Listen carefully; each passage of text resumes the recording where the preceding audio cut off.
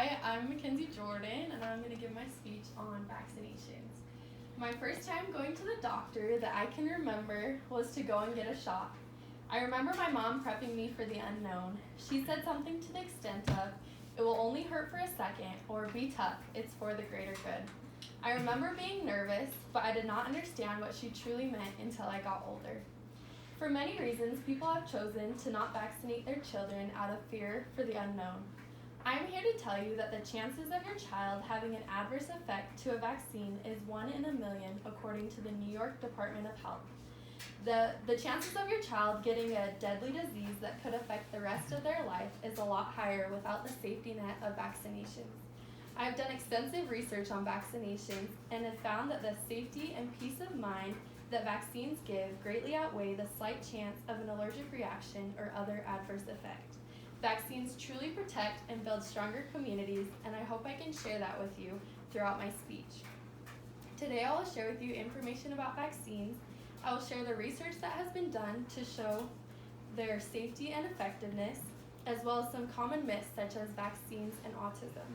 Lastly, I will share the reasons why choosing to vaccinate is safer than the alternative, which could be a life-changing disease that could lead to death. Let's start by looking at some of the background history of vaccines and how they are tested in order to prove them safe and effective. Vaccines are very well tested prior to their being exposed to the public and are highly monitored once they are being given to the public. For this reason, the safety of vaccines should not be as concerning. Before a vaccine is ever recommended for use, it is tested in labs. This process can take several years. It is a thorough process that can help with misunderstandings about their safety. As important questions are asked following testing on volunteers, such as how much dosage is safe for the immune system. As far as adverse effects go, according to procon.org, for vaccines, VAERS, or Vaccines Adverse Event Reporting System, receives about 30,000 reports each year. But of these reports, 85 to 90% are mild adverse reactions such as a fever and redness at the injection site. The chances of having an adverse reaction that is life-threatening caused by vaccines is so slim.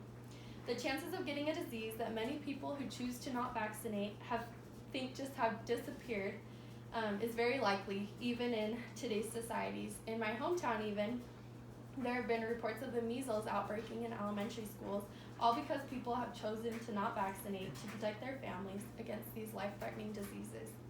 Many people may argue that there is a correlation between vaccines and autism. This is false. The evidence that was produced to make this correlation was completely fabricated. Andrew Wakefield was the man who produced this study that was flawed for many reasons, but two are very obvious. The data that supported Andrew Wakefield's study was heavily skewed because of the timing of the data. The report that people were getting autism as a result of the MMR vaccine was a month after children had received it.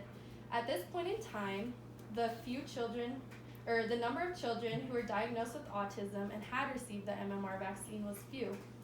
The data that showed the correlation was improperly done because there was never any link shown. Rather, the age that many people received the MMR vaccine was the same age that many children are diagnosed with autism. No distinct correlation was ever found. The second was just bad data. There were no groups that were specifically showing a correlation between the children who were vaccinated and not vaccinated being diagnosed with autism. Due to this, much of the data could have been children that weren't vaccinated in some cases. According to procon.org, on March 3, 2004, 10 of the 12 co-authors of Wakefield's article released a retraction of an interpretation in Lancet stating, "We wish to make it clear that in this paper no causal link between the MMR vaccine and autism We wish to make it clear that in this paper no causal link was established between the MMR vaccine and autism, as the data was insufficient." Ultimately, there is not enough evidence that suggests you should not vaccinate your kids because it is unsafe. Most of the evidence claims that by vaccinating, people have protection from dangerous diseases. For this reason, choose to protect those you love and vaccinate to protect families, communities, and the world. Vaccines protect your immune system by activating your immune response to certain germs. According to vaccines.gov, vaccines help your immune system by fight infections faster and more effectively. Vaccines are not just for the individual, but for those around you every day. Those that are not vaccinated can carry these powerful germs around because their immune systems are not strong enough to fight such powerful diseases. Because of vaccinations, people can fight back in their own bodies and also help to protect those around them. In conclusion, vaccines are crucial to the health of individuals and societies. They help protect us from so many diseases that could be life-changing and have devastating results. They are tested and monitored very closely to avoid most adverse effects. The research that has stated that vaccines cause certain diseases has been proven false in most cases. Vaccines are safe and they can work to protect those who you love. Choose to vaccinate to show those that you love that you want to spend long, healthy lives together. Choose to vaccinate to help eradicate dangerous disease that could prove fatal. Choose to vaccinate to help change one community at a time to a healthy one that can ultimately change the world to a place of safety and peace from these devastating diseases. Thanks for watching.